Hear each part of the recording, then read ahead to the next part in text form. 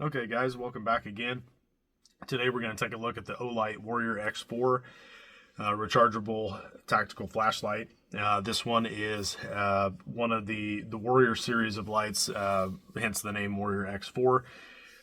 And they've got several different options of the Warrior, but there's the Warrior Nano, which is the smallest version of the light, and I can show you guys a size comparison side by side here momentarily. But we got the Warrior Nano, and then from there it goes to the Warrior Mini, and then the Warrior itself, the full-size Warrior, and then the Warrior X4, and then there is a Warrior Turbo. I believe the Warrior Turbo is currently not in production.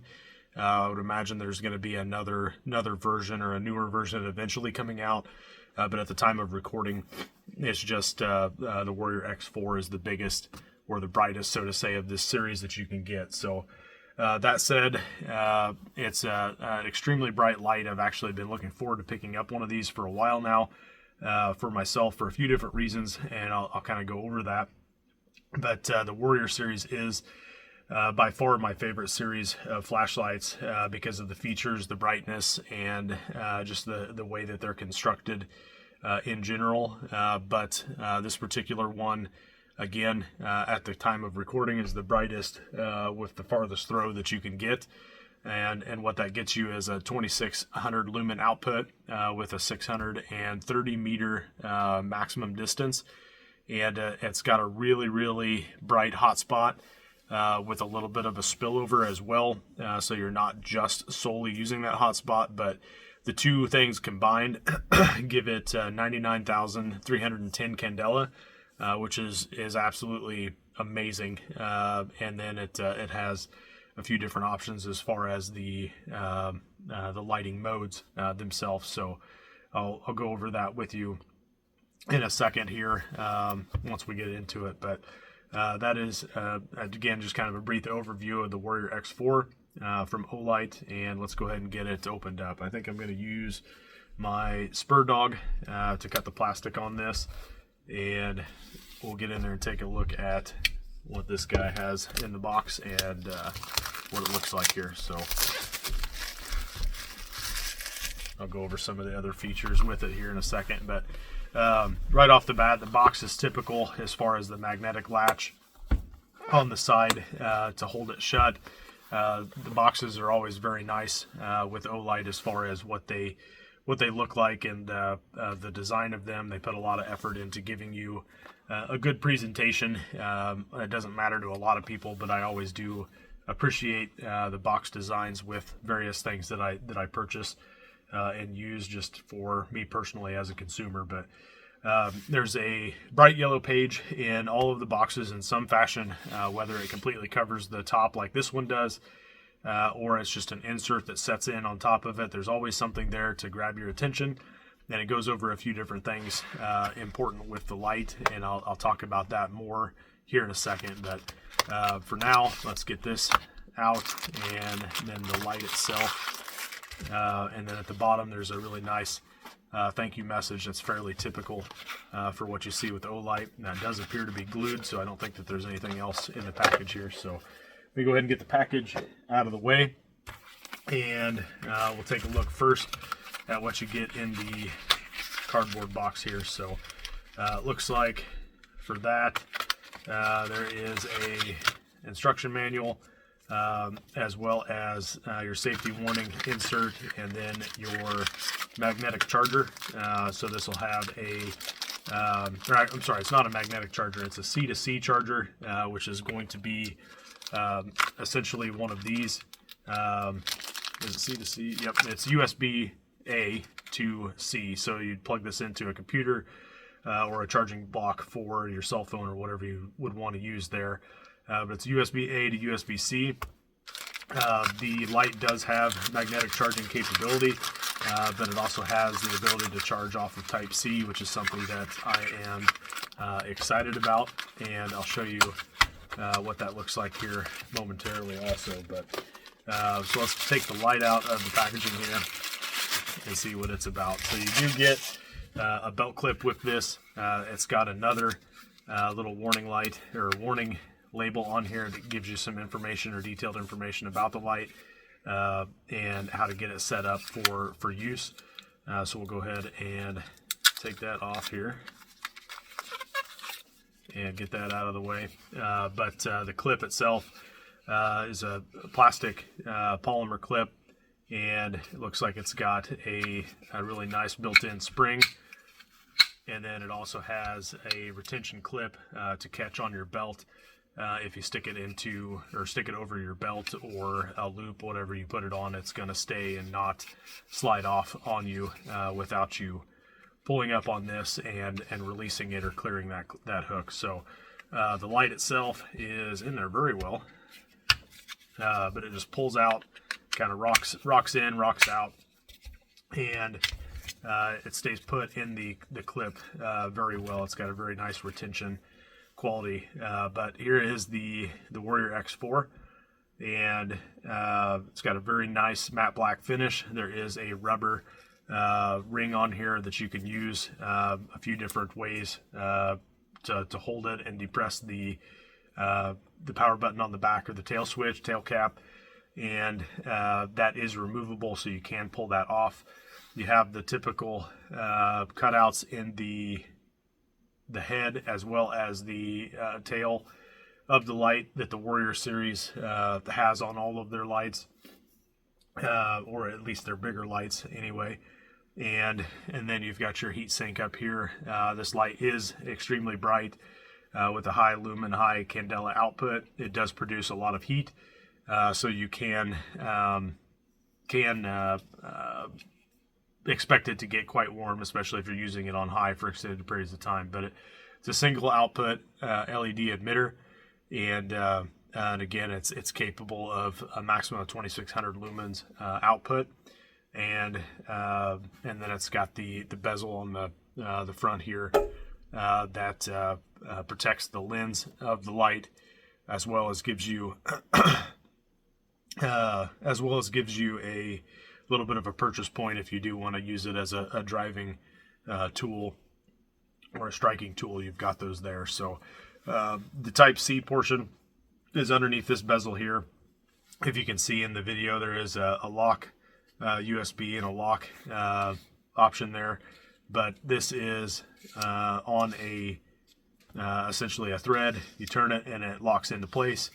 Turn it all the way and it unlocks, and it gives you access to the Type-C port. So excuse me, it does give you the option to plug in and recharge this with a Type-C charging cable. If you have a newer iPhone or an Android within the last several years, they all have that ability. There is a little light right here that lights up and lets you know that it is charging and what the status of that charging is. And then when you're done, you just scroll that back up, or roll that back up, and it closes it off. Now, this light is waterproof, and it is also got a waterproof charging port. So you want to make sure if you do get it submerged before you plug into it, that you blow this out and it's relatively dry, so that you don't cause any errors or issues with charging. But the light itself will not have water intrusion through that port, even if you forget to put that ring back up and seal it off. So it will remain waterproof for its waterproof rating, which I believe is IXP8, but I can tell you that here momentarily. But yeah, so again, that's the same whether it's USB-C port is open and exposed, or whether it's covered by this little door. It does still remain waterproof capability. So, and it is IPX8 rated.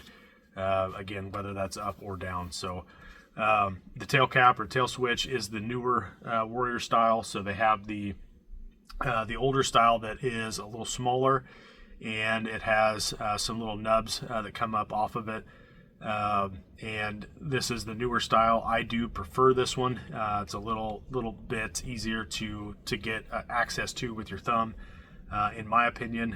So my preference is this style of the tail cap.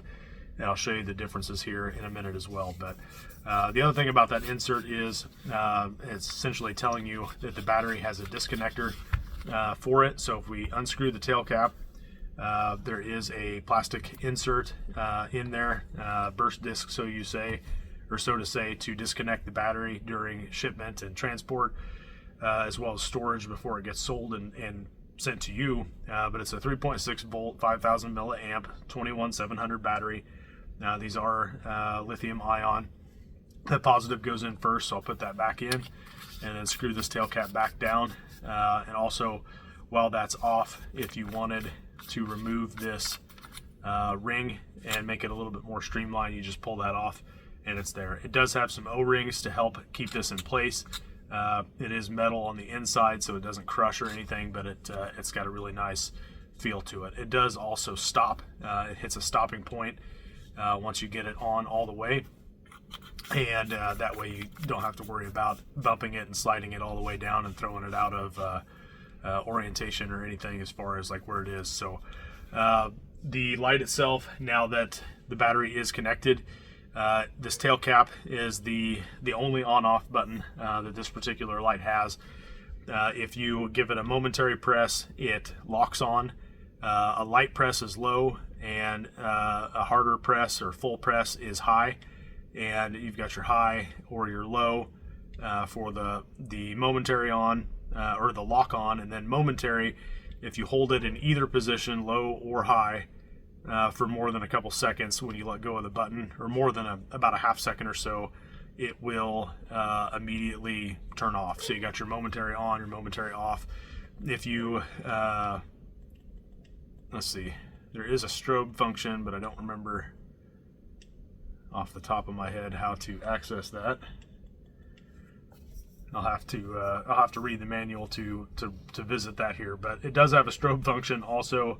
It might be something that you can enable and disable with the light itself, but I'm not getting it initially, just playing with it. But you can tell, I know it doesn't really show a lot on this mat, but just in reference to some of the other videos, you do have that extremely bright hot spot in the middle there, and then you do have a decent amount of spill. So I'm holding it about a foot to 16 inches at the most off of the mat, and it gives you your idea of what your hot spot as well as your spill is going to be.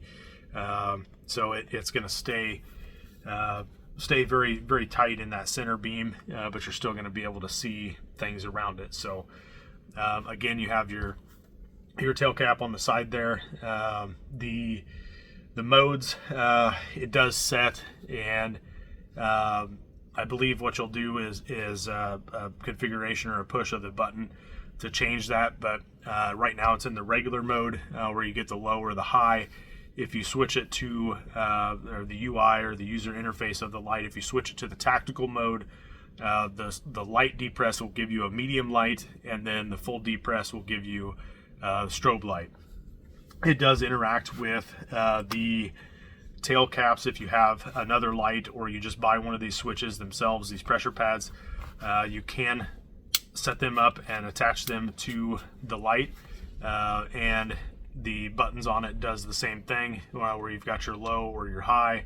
And if you put it on the tactical mode, it gives you the option or the ability to have the low the medium or the turbo with the respective buttons. So your low button would then be your medium button, and your high button would then be your strobe if you wanted to put it into that mode. So it does have a little motor in it for vibration, and the vibration gives you a bunch of different kind of settings or opticals. But the light on the side, if you have it open and you turn it on, you'll notice that it's flashing right now. It's because it's brand new out of the box. I haven't charged it. That means the battery is between 5 and 10%. If it's solid red, if it's flashing like this, it's actually down to less than 5%, and it needs to be charged. So that flashing red light means that the battery is pretty much depleted, which is not surprising considering how, again, it's just brand new out of the box. So This is a little bit of an upgrade from the X3. The X3 was only 2,500 lumens, and the throw was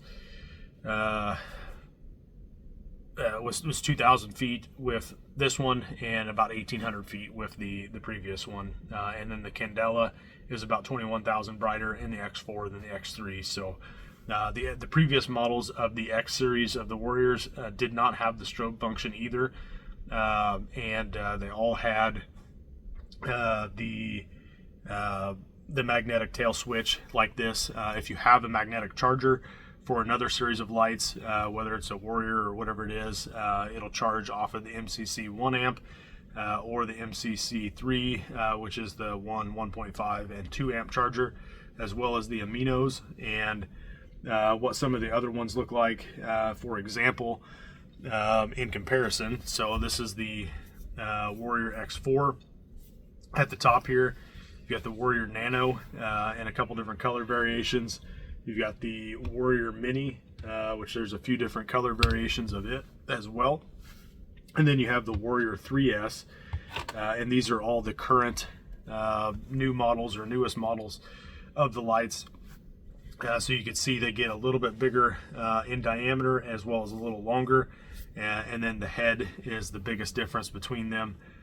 So again, you've got your X4, your Warrior 3S, your Warrior Mini, which the Warrior Nano and the Warrior Mini are the same head, just in a different body with a different internal light, and it gives you a few different options here too. So the Warrior 3S has a removable belt clip, as well as the Warrior Mini 3, and the Warrior Nano does as well. So there's reversible clip options to put your switches or your clips at the bottom for the Warrior Mini and the Warrior Nano. And then the Warrior 3S, you can just pop it off and put it right on the other side, whether you want to have it bezel up or bezel down. So this is the old style magnetic charging pad or pressure pad, and it's got those three little ridges on it like I was talking about earlier. And I prefer the bigger, I think they call it a nano molding tech, and essentially this gives you a smoother finish. If you get metal shavings or debris, anything like that on the end of this, it's extremely easy just to wipe it off, versus this one it's a little bit more difficult because of how the button is designed, but it's still doable if you pull that off of there. So I turned this on, so luckily it didn't melt my my mat. It did get a little warm. But that's the biggest differences between them. And again, the magnetic chargers, if you have one such as this, just snaps right onto the back, and then you can charge it off of your magnetic tail switch charger, just the same as the others. So the remote switch, again, as you saw, puts on there. It's extremely robust as far as like drop protection, as well as impact protection or resistance. Just an all-around really nice light that I'm really looking forward to using. So that's pretty much it for the Warrior X4. I hope you guys enjoyed this video, and I appreciate you taking the time to learn about this light and watch about it on my channel here. If you have any other questions about some of the other lights that I showcased, or the other models that I showcased, I do have videos for all of them on my channel. There's a little over 100 videos at the point of recording for this that are on there, with several more in the works to be made. And then I'm going to start working on getting some beam comparisons, so you can see some real life applications indoors as well as outdoors, some different differences in the beams that you get between like this and the other models of the Warriors, for example, or the other series of flashlights that are similar sized or similar outputs. And be pretty interesting to check out. So make sure you subscribe to the channel, you like this video, and if you don't already have an account with the Olight store, there's a link in the description of this video to click on. That will give you a $10 coupon for your first order. At the time of recording, this light is, I believe, $130. So you'd be able to pick it up for $120. Anything at the time of this recording over $49 is free shipping. But you get $10 off your first order, and a free keychain flashlight. It runs off a AAA battery. and then any purchases you make do help this channel out using that referral code. So definitely appreciate that when you guys use those links or use that link to set up your account. It helps me continue to be able to bring things like this to you so that you can learn a little bit about it and hopefully answer some questions before you have to make the decision to purchase. So overall, I think I'm going to be very happy with this light, and I think it has a lot of use situations for me particularly. And I love the aspect of being able to have it in the truck without an additional type of charger, so that I can charge it off the same car charger cable that I use for my cell phone. And I'm really excited about that, because I don't have to worry about remembering to bring it in and charge it, etc. It's just always there and always ready to be used as I'm out and about. So hopefully you guys again learned something, and I thank you for sticking around again. Have a great afternoon.